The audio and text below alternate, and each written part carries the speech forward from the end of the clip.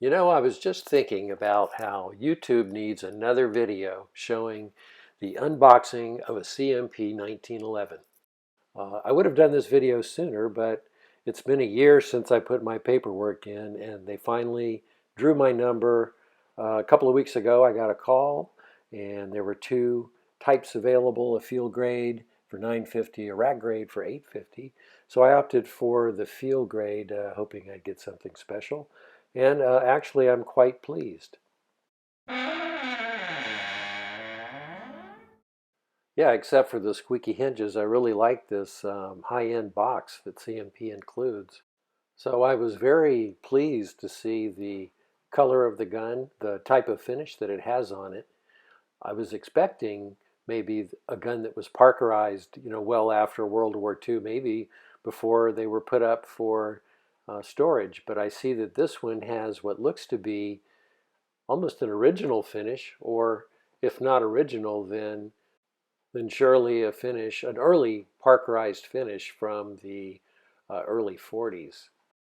I say that because I'm looking at a comparison with other Parkerized finishes. And in this photo, you can see the pistol on top, and in the middle is a Springfield 1903, which was refurbished at Springfield Armory in 11 of 43, and the finishes are almost exactly the same. The Garand on the bottom was Parkerized in the early 50s Korean War era, and it looks almost green, something that I've seen on some of the CMP pistols on YouTube. So my friend Ed says it looks like an old warhorse. Did I mention that the slide is Remington Rand and the frame is Ithaca?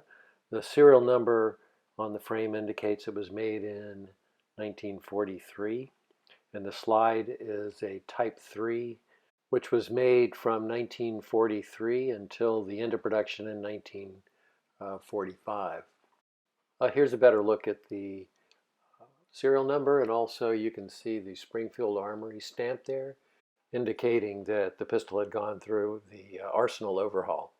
We don't really know a lot about the history of these pistols other than what might be stamped on them, but there is an indication that you can see on this particular finish right there.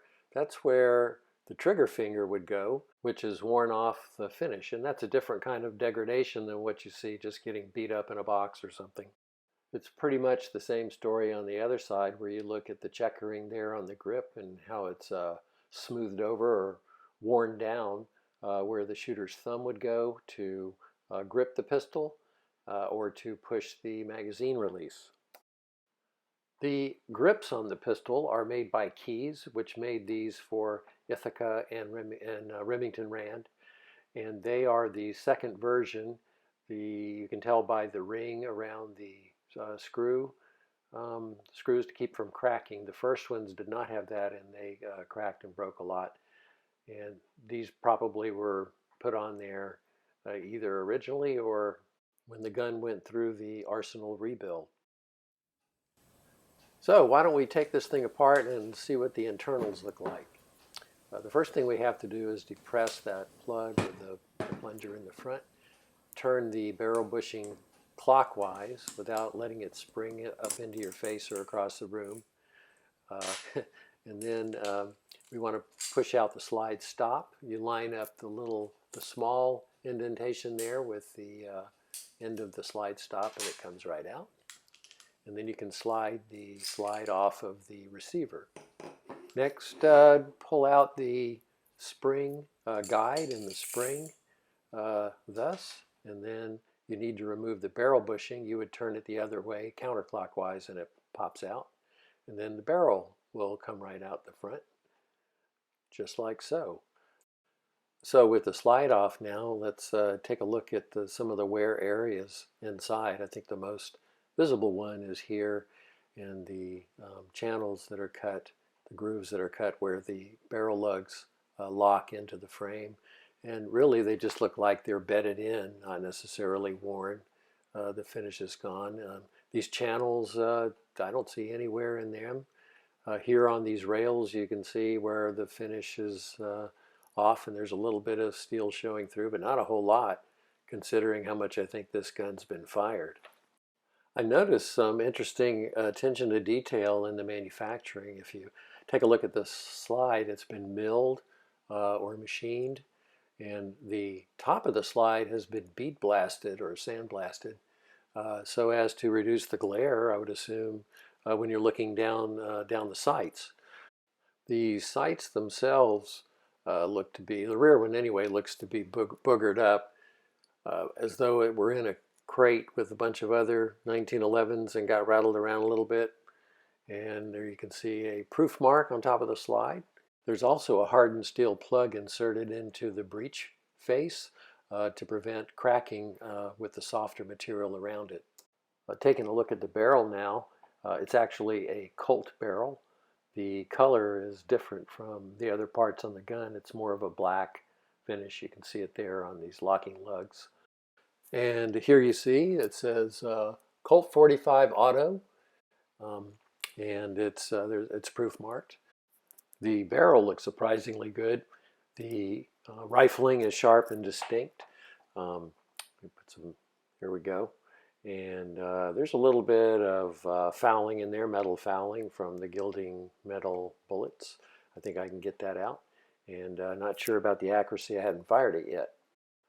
Taking a look at the receiver or the frame, again, there's very little wear, considering that it really appears the gun has been fired a lot. These rails up here, would take the brunt of the pounding when the thing is fired.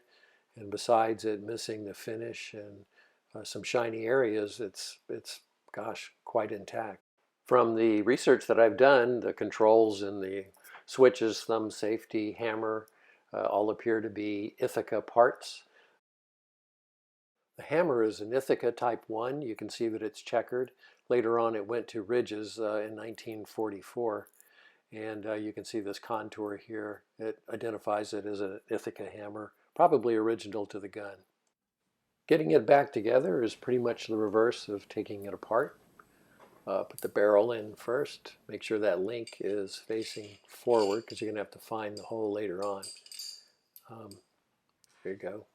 And then put in the spring and the spring retainer and set it up against the barrel link like that. And then we slide the frame onto the slide, making sure we don't knock any of that stuff out of the way. Bring the slide forward into place, and then look for the takedown lever until you can find the link hanging down in the hole. Before you can snap in the takedown lever, you have to line up that little arch on the slide with the square hole there. This is where you want to avoid the idiot scratch. Bring it up against that plunger and push it in and down, and it should snap right in, like so. Now we put on the barrel bushing, start it about 4 o'clock and move it around to 9 o'clock. And then put the plunger or the plug on top of the spring and push it down, avoiding shooting it across the room until you can snap it in the bushing or like that. So we can check to see that we have it together properly by doing a little function check here. Insert the magazine, make sure it will lock to the rear, and then we can use the slide stop and let the slide snap into place. And there you have it, the 1911 from CMP, the old warhorse.